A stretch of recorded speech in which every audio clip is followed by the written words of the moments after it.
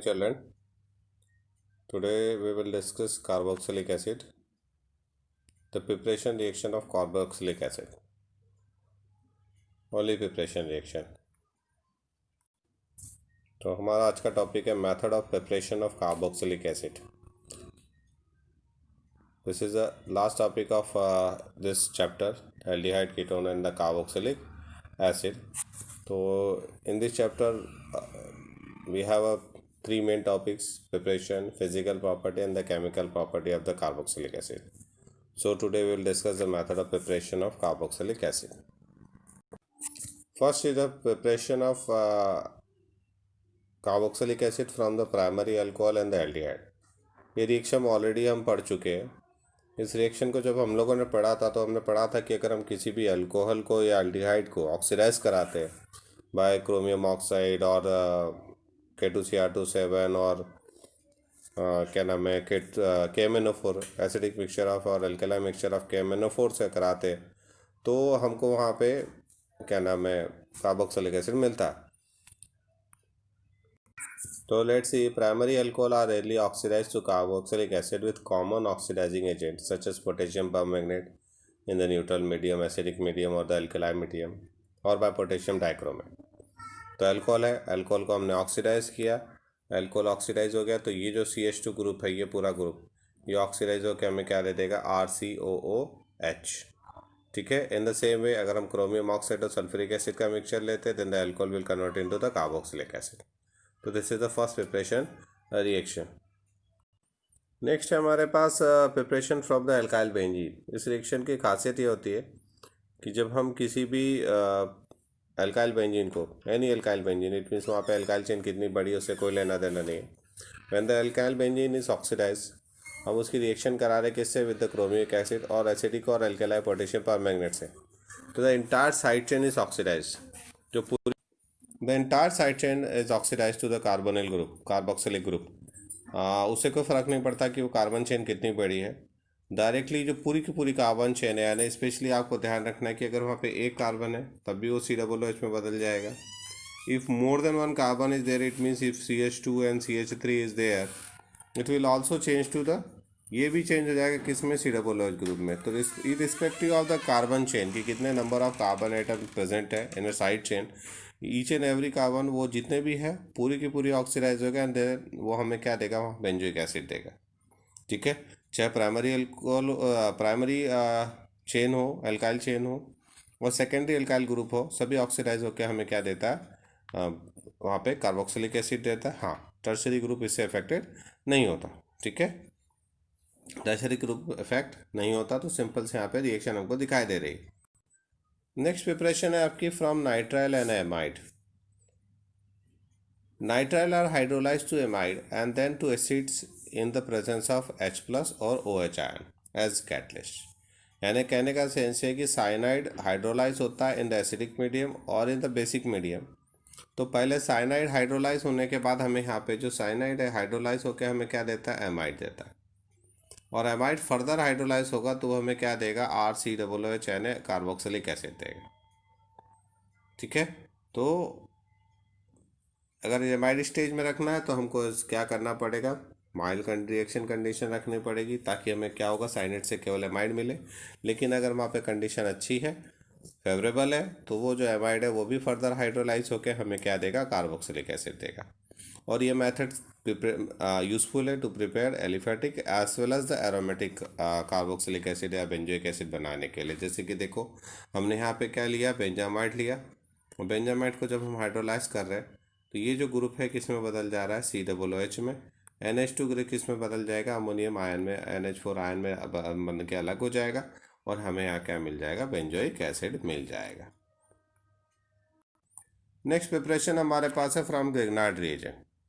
सबसे important reaction है, easy reaction है गिगनार्ड रिएजेंट की रिएक्शन. जब गिगनार्ड रिएजेंट पे हम कार्बन डाइऑक्साइड की रिएक्शन कराते हैं, ठीक है, तो हमें पता है कि MgX और R दो अलग अलग ग्रुप के जैसे बिहेव करता है ना. अब CO2 में अगर हम देखें तो ये पार्शियल पॉजिटिव चार्ज है और इस पर कैसा होगा, पार्शियल नेगेटिव चार्ज होगा. तो जो पार्शियल पॉजिटिव चार्ज है Mg किस पे जाके बॉन्डेड हो जाएगा, ऑक्सीजन पे. R किससे बॉन्डेड हो जाएगा, कार्बन से. ठीक है. तो हमारा क्या बन जाएगा, RC double bond O MgX बन गया। अब जब हम इसका हाइड्रोलाइसिस कराएंगे तो ये MgX OH के साथ अलग होकर क्या दे देगा हमको, MgOHX दे देगा। ठीक है, हमेशा से यही बनता है।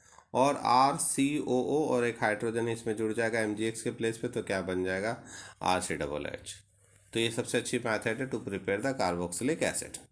उसके अलावा हमने कहा अच्छी मेथड इसलिए क्योंकि जब हम कन्वर्जन करते हैं और if you want to add one more carbon atom in the alkyl halide chain and if you want to prepare the carboxylic acid, तो ये मेथड यूज़फुल होती है हमारे लिए। क्योंकि अगर हम इसकी रिएक्शन को देखें तो हमारे पास क्या है, RX है, उसमें हमने Mg को ऐड किया, यानी रिएक्ट करा तो RMgX बना।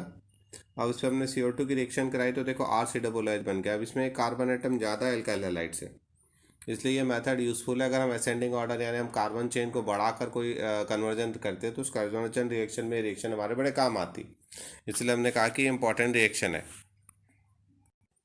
नेक्स्ट प्रिपरेशन हमारे पास है फ्रॉम एसाइल हैलाइड और एनहाइड्राइड। अब हम अगर एसिड हैलाइड को देखें, अगर हम उसको वाटर से रिएक्शन करा रहे हैं, ठीक है, यानी हाइड्रोलाइज करा रहे हैं। हाइड्रोलाइज का मतलब ये होता है कि वो हम किससे रिएक्शन करा रहे हैं, वाटर से रिएक्शन करा रहे हैं।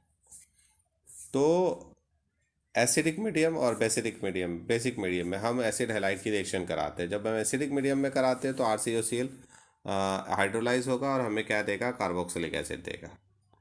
तो RCOCl में से RCO और यहाँ पे HOH में से ये जो OH है ये आपस में कंबाइंड होकर हमको RCOOH देगा। H और Cl यहाँ से क्या होगा, अलग हो जाएगा।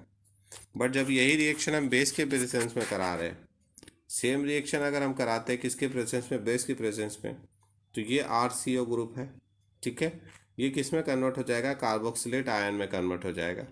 ठीक है, अब ये RCOO माइनस देगा और यहाँ से क्या अलग हो जाएगा, Cl माइनस अलग हो जाएगा।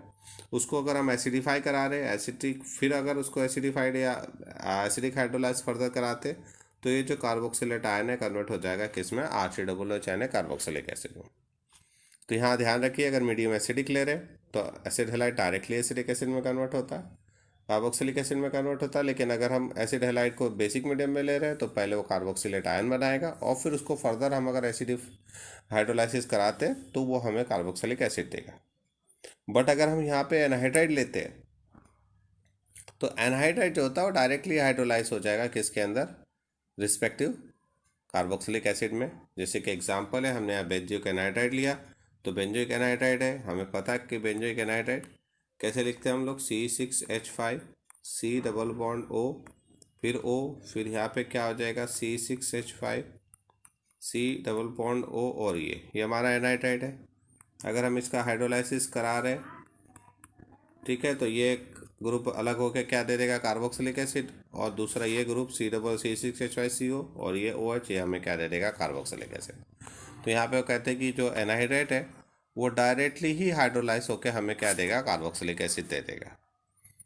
Okay, and the last preparation reaction from ester. अब एस्टर का by the hydrolysis of ester यानी कार्बोक्सिलिक एसिड डेरिवेटिव थे उनके हाइड्रोलाइसिस से we can prepare the carboxylic acid.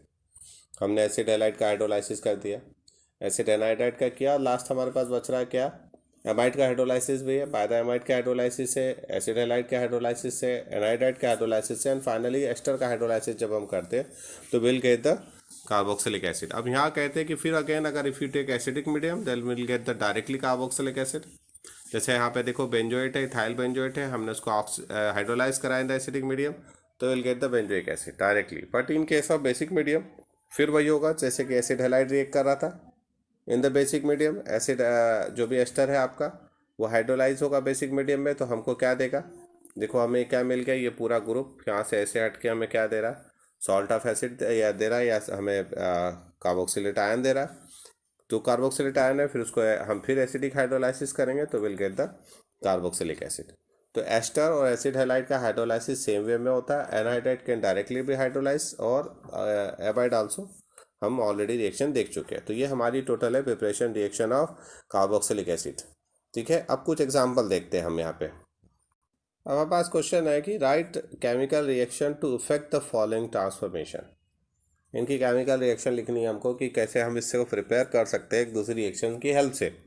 तो सबसे पहला जो हमारे पास यहाँ पे दिया है वो दिया है कि butane 1 ol to butanoic acid. हमें ब्यूटेन 1 ऑल से क्या बनाना है, ब्यूटेनोइक एसिड बनाना है। अभी हमने पढ़ा कि अगर हम ऑक्सीडाइज करते हैं अल्कोहल को तो विल गेट द कार्बोक्सिलिक। देखिए यहाँ पे हमें ब्यूटेनोनॉल से क्या बनाना है, ब्यूटेनोइक एसिड। तो हमने ब्यूटेनोनॉल लिया, जॉन्स रिएजेंट, क्रोमियम ऑक्साइड और H2SO4 का मिक्सचर, इसको यूज़ कर रहे हैं हम लोग। जब हम इससे क्या कर रहे हैं, हाइड्रोलाइज करा रहे हैं, सॉरी ऑक्सीडाइज करा रहे हैं अल्कोहल को, तो अल्कोहल ऑक्सीडाइज होकर हमें क्या दे रहा है, कार्बोक्सिलिक एसिड। तो यहाँ पर ब्यूटेनोनॉल है, और जब अल्कोहल ऑक्सीडाइज हो रहा है कार्बोक्सिलिक एसिड, तो number of carbon atom remain same. तो कुछ नहीं करना है आपको, OH CH2OH को आपको COOH में बदल देना, तो will get the butanoic acid. Simple सी रिएक्शन है हमारी प्रिपरेशन की।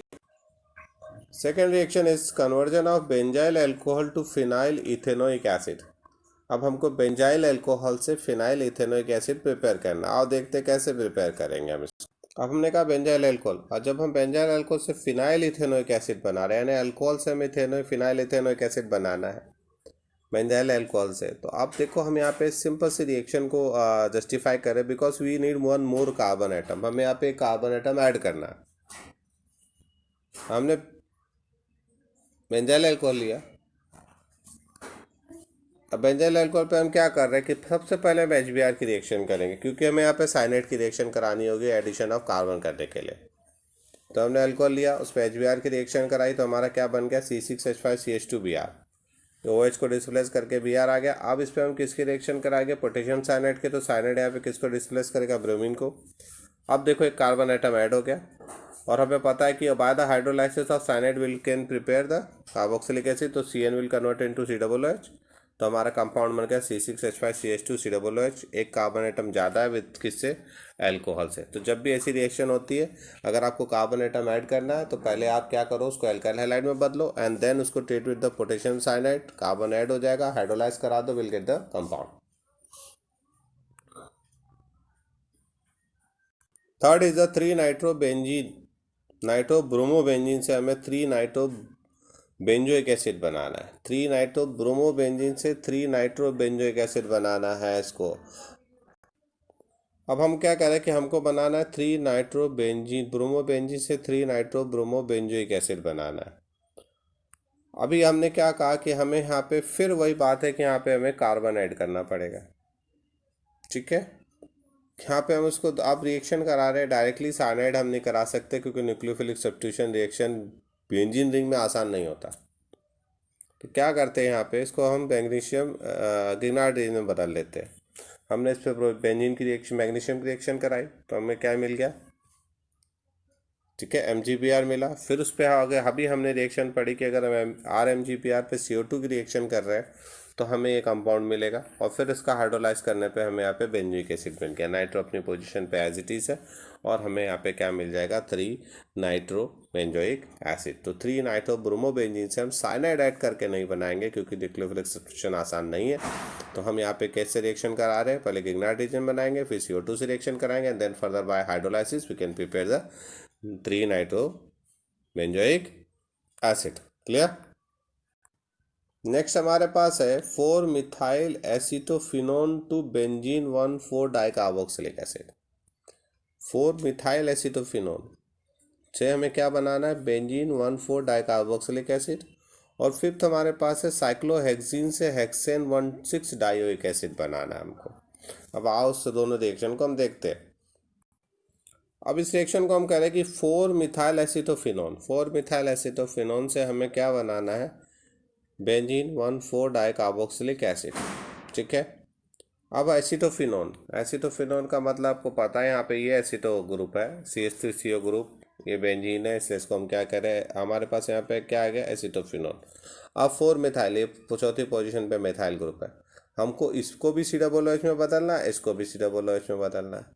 ये कीटोनिक ग्रुप हो गया और ये मिथाइल ग्रुप हो गया, ठीक है।